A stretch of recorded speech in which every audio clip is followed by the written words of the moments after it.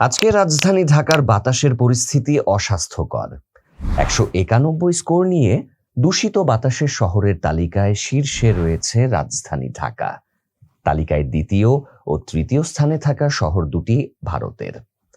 বৃহস্পতিবার পহেলা মে সকাল ৯টার পর সুইজারল্যান্ড ভিত্তিক বায়ুমান নির্ধারণ সংস্থা আইকিউ এয়ার থেকে নেওয়া হয়েছে এই তথ্য।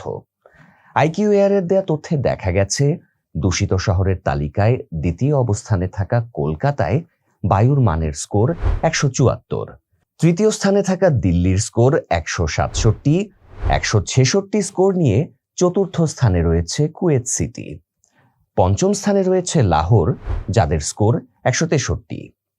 দূষিত বাতাসে শীর্ষ ১০-এ থাকা অপর শহরগুলোর বাতাসের মানের স্কোর ১৬২ থেকে ১২৯-এর মধ্যে।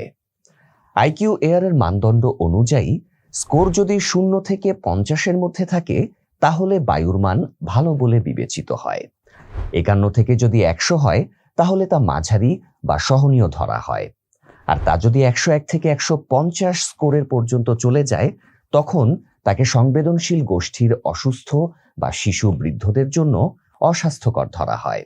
আর স্কোর যদি ১৫১ থেকে ২০০ পর্যন্ত থাকে তাহলে সেই বাতাস অস্বাস্থ্যকর হিসেবে বিবেচিত হয়।